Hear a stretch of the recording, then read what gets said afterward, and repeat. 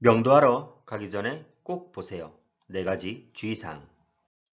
안녕하세요. 실전 투자자 경매하는 직딩아빠입니다.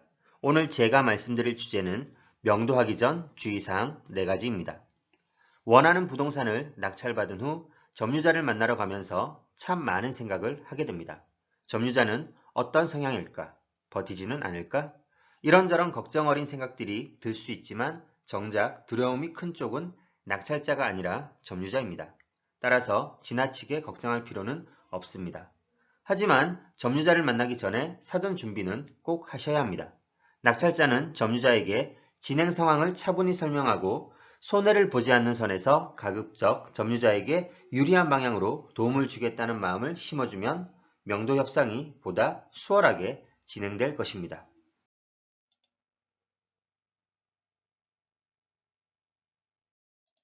1. 최대한 심리적으로 여유를 가지세요. 명도뿐만 아니라 부동산 경매의 전 과정에서 여유를 가져야 합니다. 특히 명도는 권리 분석처럼 매뉴얼이 있는 것이 아닙니다. 왜냐하면 낙찰자나 점유자나 각기 처한 상황과 갖고 있는 생각이 다르기 때문입니다. 따라서 그 각양각색의 사람을 대하는 방법인 명도라는 것은 딱 정해진 답이 있는 것이 아닙니다. 낙찰자는 당연히 가급적 짧은 시간 내에 그리고 적은 비용으로 끝내야 좋겠지만 점유자 입장은 또 다릅니다. 그렇기 때문에 협의라는 것이 필요합니다. 이 과정에서 여유로운 마음가짐은 너무나도 중요합니다. 부동산 경매에 뛰어든 투자자들 중에는 낙찰부터 임대나 매도까지의 기간을 지나치게 짧게 생각하고 입찰에 참여하시는 분들이 있습니다. 다행히 점유자와 협의가 잘 되어서 빠른 시일 내에 명도가 이루어진다면 더할 나위 없이 좋겠지만 그렇지 않은 경우도 많이 있습니다. 따라서 이런 짧은 마음으로 임하게 되면 낙찰자들은 마음이 조급해지면서 분별력을 잃기 십상이고 실수를 저지를 확률이 높아져서 결국 일을 그르치는 경우가 생깁니다. 그러므로 낙찰받은 부동산을 임대나 매매할 계획이라면 최소 몇 개월은 걸린다는 생각으로 기간을 여유롭게 잡고 편안한 마음으로 명도를 진행하시기 바랍니다. 시일이 문제일 뿐 결국 명도는 됩니다. 서두른다고 조급해한다고 더 빨리 해결되는 것은 아닙니다. 점유자에게 낙찰자로서 명도의 원칙을 분명히 제시했다면 그 이후에는 편안한 마음을 가지고 차분하게 기다리면서 조금씩 조정해 나가시면 됩니다. 정말 도저히 협의가 안 되는 막무가내 스타일의 점유자라도 낙찰자에게는 인도 명령에 의한 강제 집행이라는 최후의 보루가 있으니 너무 지나친 걱정과 염려는 하지 않으셔도 됩니다.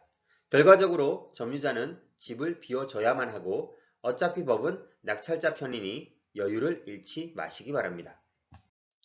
이 점유자와 처음에는 어느 정도 대립이 있을 수밖에 없다고 생각하세요. 어떤 점유자이건 억울한 일이나 구구절절한 사연이 있기 마련입니다. 그렇기 때문에 아무리 사람 좋은 점유자라 할지라도 낙찰자를 반갑게 맞이하거나 우호적인 태도를 취하기는 어렵다는 것을 알아야 합니다. 그러나 명도를 위한 첫 만남에서 점유자가 험하게 나오던 신경질적으로 이야기를 하던 크게 신경 쓰지는 마시기 바랍니다. 처음에 가장 중요하게 해야 할 일은 점유자의 이야기를 충분히 잘 들어보고 낙찰자 기준으로 대원칙을 세우는 것입니다. 그리고 앞으로의 과정에 대해 점유자가 잘 이해하고 납득할 수 있도록 설명해 주면서 다가가야 합니다. 그래서 낙찰자는 점유자에게 적이 아니라 여러 방면에서 많은 조언과 도움을 줄 수 있는 지인이라는 점을 충분히 어필해야 합니다. 어느 정도 부동산 경매에 대해 알고 있는 점유자라면 낙찰자와 처음 만나거나 통화할 때 잔금이나 모두 납부하고 연락주세요 라고 할 겁니다. 잔금을 납부하기 전까지는 해당 부동산의 정식 소유자가 된 것이 아니니 명도를 주장할 자격 자체가 없다는 의미입니다. 점유자 입장에서는 틀린 말은 아니지만 낙찰자는 가능하면 계속해서 대화를 시도하는 것이 좋습니다. 시간도 돈이기 때문입니다. 일반 매매에서도 계약금 10%를 납부하면 가계약이 성사되고 이사 일정을 협의하는 것이 일반적이기 때문에 부동산 경매도 입찰 시 입찰 보증금 10%를 지불하였고 잔금 납부 전이라도 점유자와 대화와 협상 자체를 못할 이유는 법적으로나 도의적으로나 전혀 없습니다.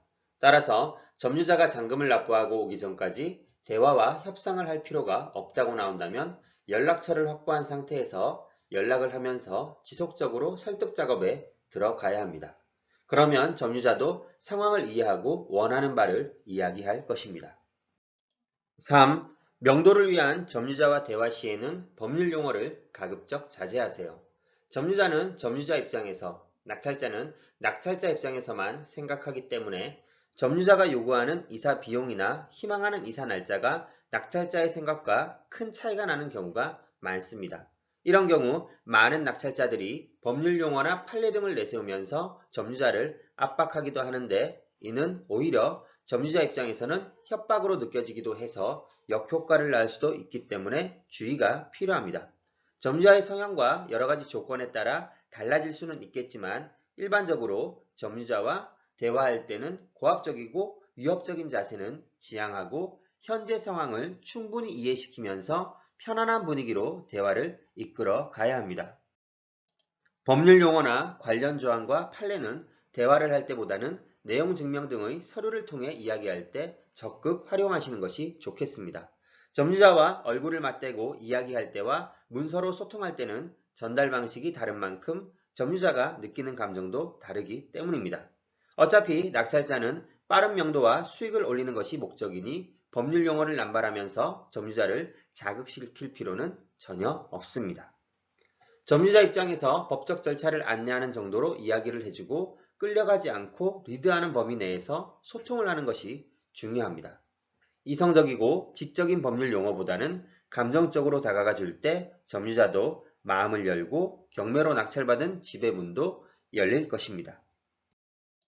4. 적절한 때에 맞춰 내용 증명을 보내고 점유 이전 금지 가처분과 인도명령 및 강제 집행을 신청하세요. 어떤 낙찰자는 점유자와 대화하는 것이 어렵거나 불편하다고, 또는 말이 잘 통하지 않는다고 해서 서류만으로 명도를 진행하려 합니다. 이 생각은 바람직하지 않습니다. 명도에서 가장 좋은 것은 대화를 통한 합의점을 찾아내는 것입니다. 그러나 정말 대화가 안 되거나 어쩔 수 없는 경우에는 법적 절차를 통해서 가능한 큰 마찰이 없이 명도를 진행해야 합니다.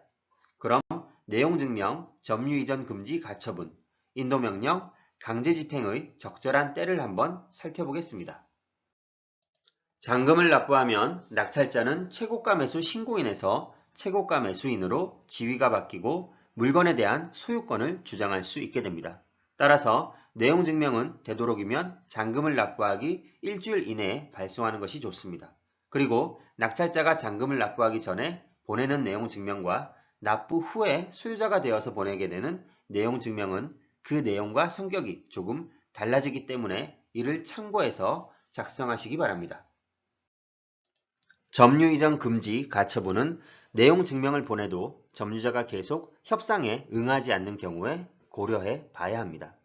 점유 이전 금지 가처분은 소유자가 된 이후에 신청이 가능합니다. 따라서 잔금을 납부하고 적절한 타이밍에 신청하는 것이 좋습니다. 이는 점유자가 또 다른 점유자를 내세워 명도를 지연하거나 방해하려는 목적을 금지시키기 위한 절차입니다.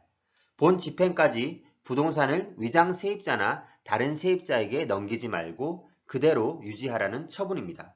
하지만 실제로 이런 경우는 거의 잘 없기 때문에 절차상의 의미보다는 해당 부동산 내부에 관련 결정문을 붙여놓기 때문에 점유자의 마음을 움직일 수 있는 효과가 큽니다. 인도명령은 잔금을 납부하면 바로 즉시 신청할 수 있기 때문에 법무사에게 잔금 납부를 맡기면서 대리 신청을 하는 것이 일반적입니다. 그러나 점유자가 배당을 받는다면 인도명령에 대한 결정은 배당 기일 이후에 내려집니다. 이 인도명령 결정문을 받아야 강제 집행이 가능합니다. 인도명령 결정문은 낙찰자뿐만 아니라 점유자에게도 송달이 되는데, 송달이 이루어지지 않았다면 강제 집행이 불가능합니다. 이를 알고 일부러 받지 않는 점유자도 간혹 있습니다. 이때는 두 번에 걸쳐 다시 송달이 되고 또 안 되면 송달 간주 처리가 됩니다. 그럼 송달 효력이 발생하므로 강제 집행을 신청할 수가 있는데, 이때 점유자와 협상을 해서 마무리되는 경우도 종종 있습니다. 강제 집행은 크게 두 단계로 나눌 수 있습니다. 1단계는 해당 물건에 계고장을 부착하는 것이고 2단계는 실제 집행을 실시하는 것입니다. 계고장에는 낙찰자와 점유자 간에 협의가 이루어지지 않으면 앞으로 며칠 내에 집행이 이루어진다는 내용이 기재되어 있습니다. 낙찰자와 날을 세우고 완강히 버티던 점유자들도 대부분 이 단계에서는 협상을 하려고 낙찰자와 대화를 시도합니다. 이제는 버텨봐야 며칠 내로 강제 집행한다는 것을 체감했기 때문입니다. 만약에 이때까지도 점유자가 반응이 없으면 최후의 수단인 강제 집행을 실시할 수밖에 없습니다. 명도 이 네 가지는 꼭 알고 하세요. 1. 최대한 심리적으로 여유를 가지세요. 2. 점유자와 처음에는 어느 정도 대립이 있을 수밖에 없다고 생각하세요. 3. 명도를 위한 점유자와 대화 시에는 법률 용어를 가급적 자제하세요. 4. 적절한 때에 맞춰 내용 증명을 보내고 점유 이전 금지 가처분과 인도 명령 및 강제 집행을 신청하세요.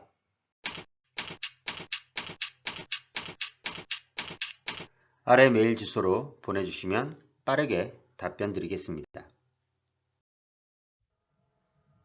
네이버 카페에 오시면 더 많은 정보를 확인하실 수 있습니다.